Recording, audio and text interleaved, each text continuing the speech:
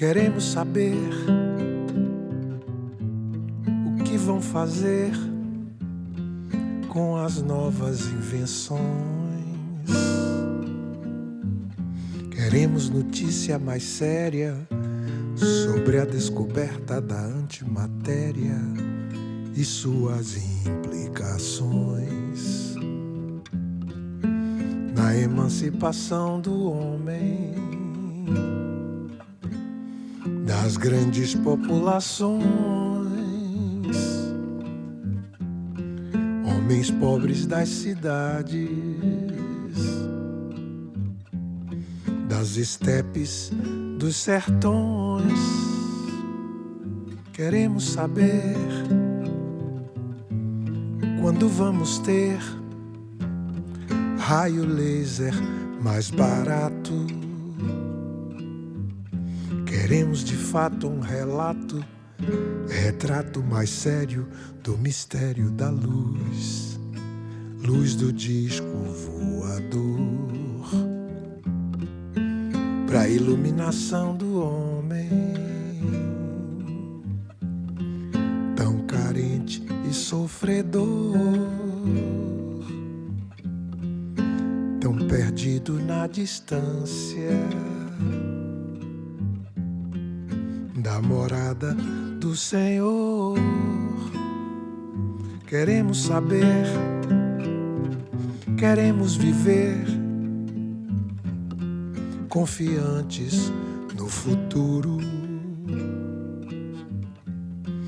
Por isso se faz necessário prever qual o itinerário da ilusão, a ilusão do poder. Pois se foi permitido ao homem tantas coisas conhecer, é melhor que todos saibam o que pode acontecer. Queremos saber, queremos saber, todos queremos saber.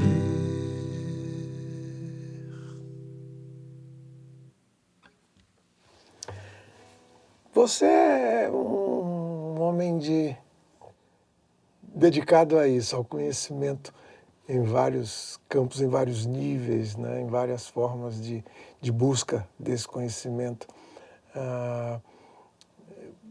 Você começou pela instrução formal, eu tenho impressão, né? Estudando.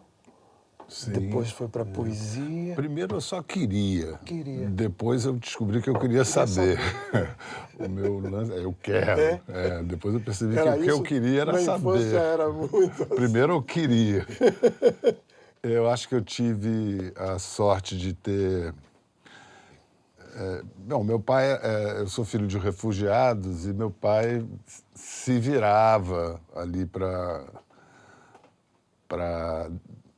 manter a família, mas ele tinha um problema de vício nos cavalinhos, no jockey, e perdia o dinheiro da família no jockey todo. E duas coisas boas adviram dele largar o jockey. Bom, primeiro, um grande jockey chamado M. Silva, Manuel Silva, que era conhecido como Bequinho, foi campeão de estatísticas.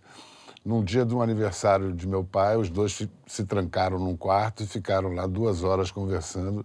Meu pai saiu de lá e nunca mais pisou no jockey.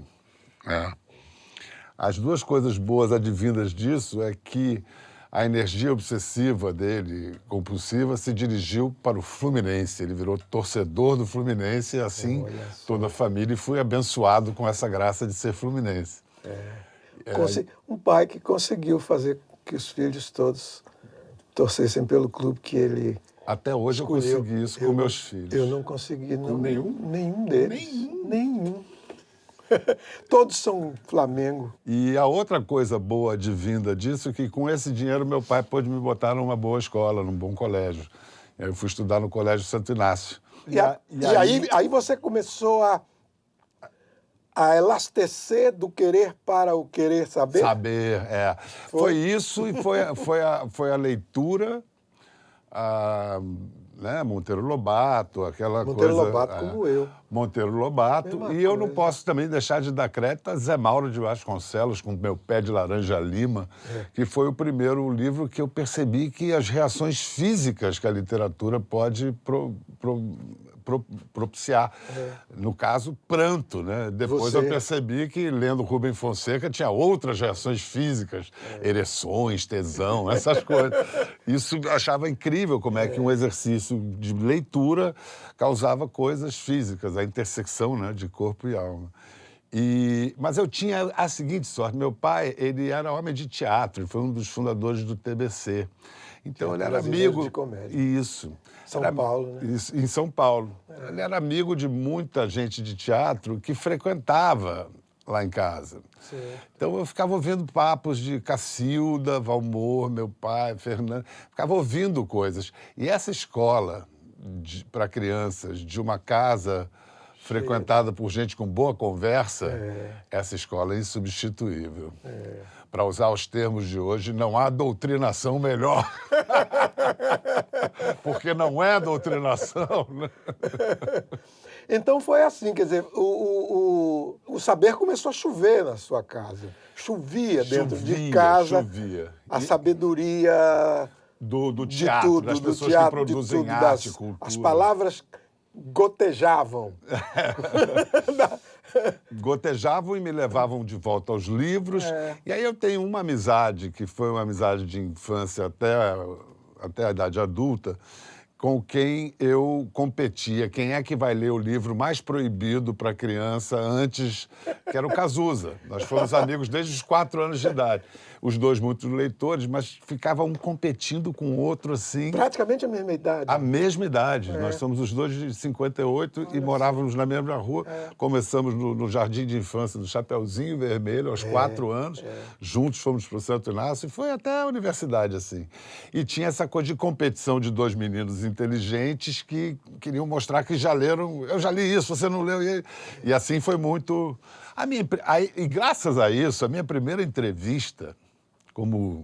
não posso dizer como jornalista, mas como estudante, fomos eu e Cazuza, era um dever do Santo Inácio entrevistar alguém importante. Não existia o termo celebridade, nem se falava famoso. Alguém importante. Era a tarefa do curso. O João Araújo conseguiu que o Vinícius de Moraes nos recebesse. Aqui na Gávea, ele morava com a Jesse. E a gente chegou... sei lá, 10 da manhã, ele já estava bebendo seu uísque na banheira. E nós ficamos até 10 da noite com o Vinícius. Ele deu uísque pra gente. A gente tinha 11 anos, voltou bêbado pra casa. E foi uma tremenda... assim, melhor começo impossível. Ele ficou... O Vinícius não tinha muito... Depois a gente ficou sabendo, quando adulto, que ele não tinha muita paciência para criança. Mas a gente conhecia a obra dele, a gente falava de poemas. Aí, quando ele olhou 2 meninos de 11 anos que conheciam alguns poemas... citando versos e tudo, aí pronto. Foi um barato. E aí isso deflagrou essa coisa do saber. Do saber. É outra coisa que eu acho que eu reconheço, ou pelo menos presumo que você também deve ter vivido como criador e artista. Eu tinha uma estranheza, eu tinha estranhezas diante de certas coisas da vida, de certas coisas que todo mundo aceitava meio como normais. Lugares comuns, né? Achava que está tudo bem. E eu falei, cara, não está tudo bem. Que coisa estranha, não estou entendendo isso. Não é nada natural a gente estar aqui, a água está saindo da torneira, a luz está acesa, as coisas não estarem funcionando. E isso não está na origem de jornalista, de artista, de certa maneira, de falar, olha, queremos saber, não é tão... Queremos saber. Eu quero não é saber tão mais. simples assim. Exatamente. Mas eu tenho que te dizer, Gil, assim, que é muito insólita para mim essa situação, você me fazendo perguntas e eu respondendo. O seu hábito é outro. Mas o inquiridor, quer dizer, a inquirição,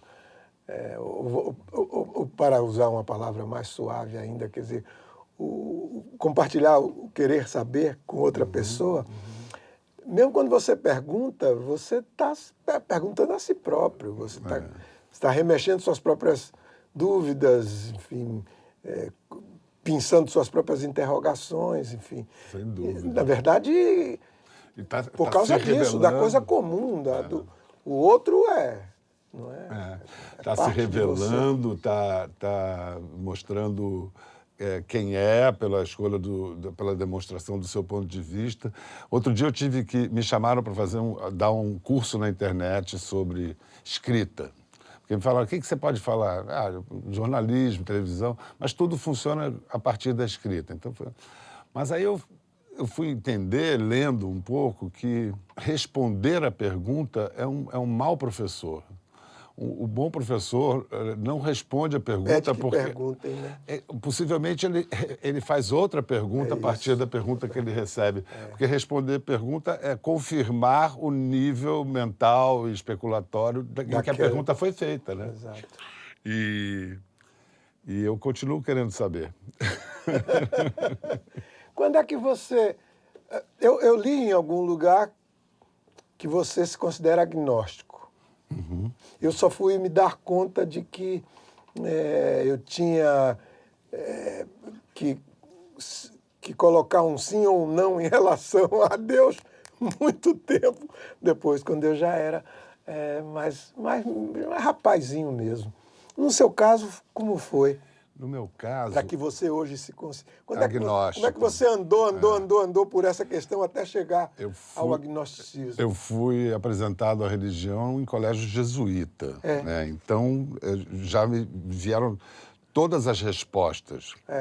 Já me veio tudo respondido. Da maneira totalitária que as grandes religiões já apresentam as grandes questões todas respondidas, e aquelas que eles não sabem responder é o mistério da fé. Aquilo... Uma vez, o Edson Nery da Fonseca, não sei se você lembra dele, era o maior Gilberto Freirólogo do Brasil, morava em Olinda, um homem encantador. Ele disse assim, você estudou em colégio jesuíta, né, e perdeu a fé, né? Eu falei, eu também. Ele falou, melhor maneira de perder a fé é a educação jesuíta. Aí, depois de velho, ele descobriu a liturgia beneditina. Ele falou, mas a liturgia beneditina me resgatou a fé. Ele virou oblato de São Bento. E depois, no início da minha carreira profissional, eu fui entrevistar a mãe menininha do Gantuá. Aí eu tive que... Falei, agora eu vou estudar o candomblé. Estudar o candomblé não é cartesiano, não dá para estudar o candomblé. Você tem que... E aí, entrevistei uma menininha vergenda, estava vivo, foi um mergulho profundo. E ali me recuperou alguma... interesse, vontade... curiosidade pelo fenômeno religioso. E o mínimo respeito, digamos. O máximo respeito. Gil, eu tenho que te contar uma coisa muito íntima que me aconteceu há pouco mais de um mês e que tem a ver com isso, com a... Porque, primeiro, agnóstico, eu acho que é uma atitude mais... Que não é propriamente mais humilde, digamos. Não é o ateu. O ateu é que nem o crente. Crente diz, não é que eu acredito que Deus existe, eu sei. O ateu fala, não é que eu acredito que Deus não existe, eu sei que não existe. Acho um pouco demais. Eu sei que não é demais. O agnóstico não sabe. Não sabe. Querendo saber. Por isso mesmo. Por isso mesmo. Exatamente. Então, essas coisas estão... E eu tive um sonho em que, por acaso, a figura do profano estava representada pelo Jair Messias Bolsonaro. Eu encontrava com ele. Eu estava ali, mas uma situação de uma certa pobreza espiritual. E aí começou a vir um movimento tomando lugar no sonho de um canto de candomblé que vinha. Eu sei que meu orixá é Oxaguian, então tinha uma evocação ao Oxaguian e tal. E, Gil, quem chegava tocando um violão era você, Gil. Você ali meio que corporificando a ideia de sagrado, em oposição a esse profano. Que era o profano dele. E o refrão dessa música de candomblé era Jesus, Jesus. Olha que coisa, assim... Jesus de Nazaré. E os Jesus de Nazaré. E os tambores de candomblé, lembrando o nosso, De Malte, nosso né? querido Jorge Malte. Né? E eu fiquei besta ao perceber o que se representa no meu inconsciente, né? E de tanta gente, essa identificação com o sagrado, de alguém que... E aí eu falei, eu adoro dicionário, fui a vários dicionários para saber que definição de sagrado se aplicaria ao que eu sinto. Logo em seguida, dia seguinte, algumas semanas depois. É.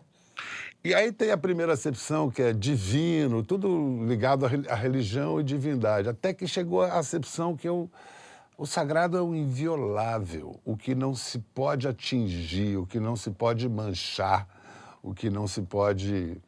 Dizer. O que não se pode dizer. Ou pode-se tentar, mas jamais será dito. Jamais. Mistério sempre há de pintar por aí. Mas então, esse sagrado, porque... isso me dá um mínimo centro. Se tem uma parte que eu sou ateu, é a minha parte evolucionista. Eu adoro o evolucionismo de Darwin, de Dawkins, eu acho incrível. Mas que nos lança num vazio de sentido que é, às vezes, barra pesada, né? Então, em algum lugar tem que ter um sagrado que centralize isso, que tenha esse peso. A reverência à ideia do sagrado nos conforta nesse sentido. Que não deixa a gente se perder no caos do sem sentido de tudo, né? E aí eu estava assim, vindo para cá, eu não sei se eu conto isso para o Gil, não conto, mas eu acho que eu tenho que... Você está contando para todos nós. Mas é porque eu acho que não deve ser só para mim, eu acho que para muita gente você inspira essa presença já quase de orixá, né? Imagina só. E o jornalismo, enfim, você tem uma carreira já substancial mesmo assim, não é, como jornalista, com muitas coisas. Você foi correspondente internacional. Foi né? o meu grande... Foi aí que Foi o meu grande momento, assim, como jornalista.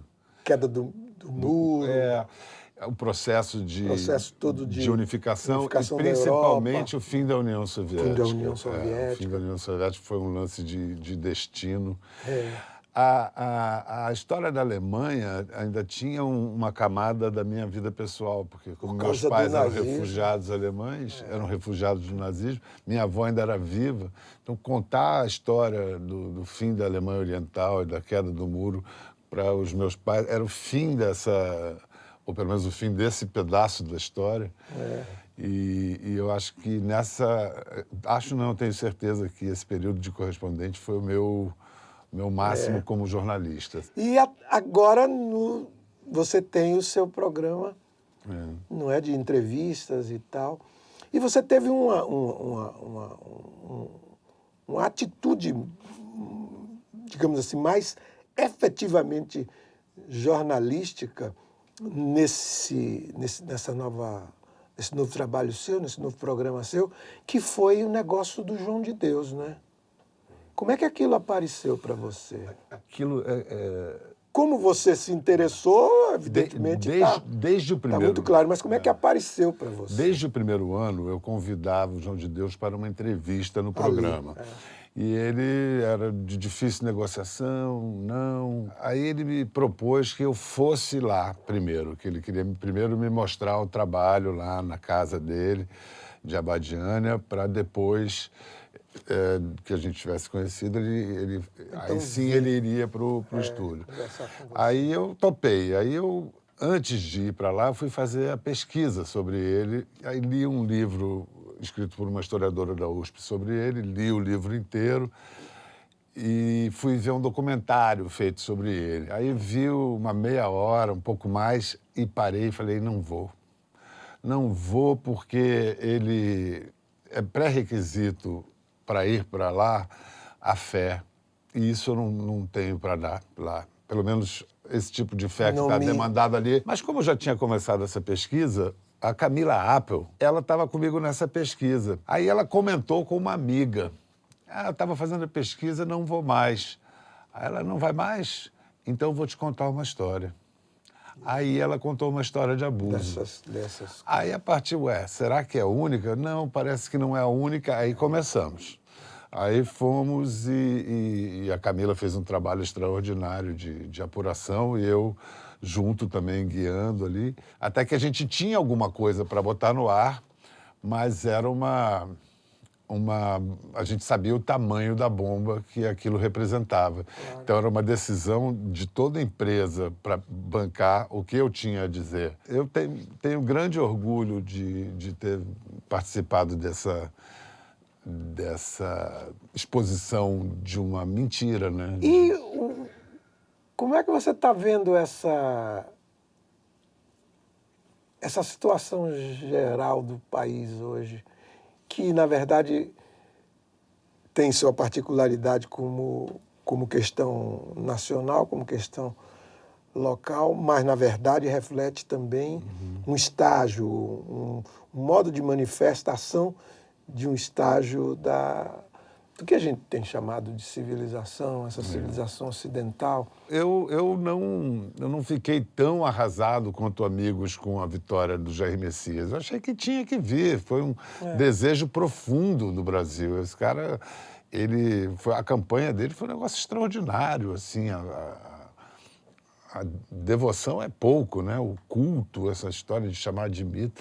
Temos que passar por isso. Vamos ver se alguma coisa dá certo aí, né? Mas eu acho que está faltando o mínimo. Assim, quem quer ser contra esse governo não consegue, porque não tem projeto. Qual é o projeto de governo? Se tem um projeto de governo, eu posso ser contra. Mas se nem projeto de governo tem... Mas acontece que ele representa isso, esses milhões e milhões. Mas que esperavam... De uma certa forma, estão querendo se posicionar nesse sentido, de abdicar de tudo que foi construído no sentido da solidariedade, no sentido da fraternidade, no sentido do amor social, a compreensão da sociedade como o lugar onde todos os viventes participam e devem participar com todas as possibilidades e as oportunidades que podem ser oferecidas a todos. A negação desse ideário, digamos assim, não é? Do compromisso com a sociedade, o compromisso com os outros. Quer dizer, como é que vai Eu acho que a reação... se viver daqui para frente? A dificuldade das sociedades democráticas é que o conflito não vai acabar nunca. Vai ter sempre gente que vai ter uma escala de valores e gente que vai ter outra completamente diferente, de valores, de princípios, de desejos. Mas todo mundo tem que viver, não em harmonia, em conflito, mas viver sem se matarem. Eu acho que isso é que está sendo sempre ou isto ou aquilo, ou isto ou aquilo. Modos variados, digamos assim. De querer a mesma coisa. Mas o que eu estou falando é dessa mesma coisa. O que é hoje a mesma coisa para nós todos? O que deve ser, o que é, quer dizer, como é que a sociedade humana... O que é que ela quer fazer de si própria? Pensamento muito sofisticado para o nosso imediatismo, né? Para o imediatismo do ser humano, para o princípio do prazer, que quer aquilo resolvido ali na hora. Mas será que negar? Não, mas no caso de um projeto de nação é muito claro que a gente precisa ter. No caso do Brasil, a nossa herança o legado escravocrata que se traduz numa desigualdade brutal num país rico, e que isso não interessa se você é de esquerda, de direita, interessa a todo mundo. Assim, a felicidade do outro me interessa porque me permite ser feliz. Então, a busca do interesse comum, estamos numa dificuldade imensa com essa tarefa, né? Gil, a única coisa que eu penso é que isso vai passar. Assim, esse paroxismo de não aceitar o outro vai passar porque isso não se sustenta, ninguém vive sem o outro, por mais distante. Mas Me assusta o que a gente está vivendo agora, me assusta. Eu não deveria dizer, porque eu sou corajoso. Mas um homem corajoso também fica assustado, também sente medo. Claro. E uma coisa que nos aproxima é o Jorge Maltner. E o Maltner, eu me encontrei nele uma maneira de me entender por ser filho de refugiado também. E o filho de refugiado tem uma relação com a terra que o recebeu diferente de quem já... Porque todo mundo é refugiado. Estou falando, talvez, um refugiado de primeira geração. Porque todo mundo no Brasil, Veio lá atrás, de algum lugar veio, claro. né? E que é esse amor essa gratidão pela terra, esse amor, e por um projeto de país. E o projeto de Brasil pode ser tão bonito. Vamos adiante. A luz vem da arte e da cultura, a luz vem da literatura, da música, da poesia. Outro dia eu vi o belíssimo espetáculo da Andréa Beltrão, ela fez uma Antígona extraordinária, e há um momento na peça porque ela faz não a Antígona, ela explica, tem uma parte toda didática sobre os deuses, a mitologia grega, e a história de Antígona. E tem uma hora que ela fala, e aí Penteu, em Colono, proibiu o culto a Dionísio e proibiu as bacantes. E elas voltaram. E aí Creonte, em Tebas, proibiu o culto a Dionísio e baniu as bacantes. E elas voltaram. E aí todo o território da Grécia foi proibido o culto a Dionísio e as bacantes foram... E elas voltaram. E hoje nós estamos aqui, num teatro, fazendo uma peça. Não morre. Dionísio não morre. E é por aí que a gente vai sair dessa encrenca. Espero. Obrigado, se sairmos. Obrigado, que agradeço. Eu que agradeço, Gil.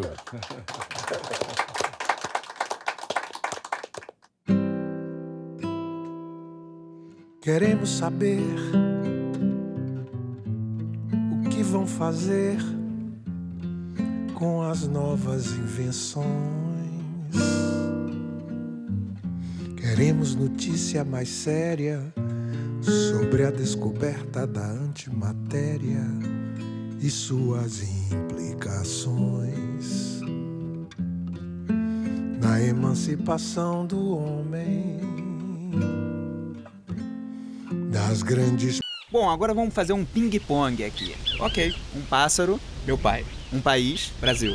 Um canal, esse. Um botão, inscreva-se. Muito obrigado pela sua presença no nosso programa e para mais vídeos como esse, inscreva-se no canal do Canal Brasil. Clica. Clica, clica, clica, clica. Clica, clica, clica.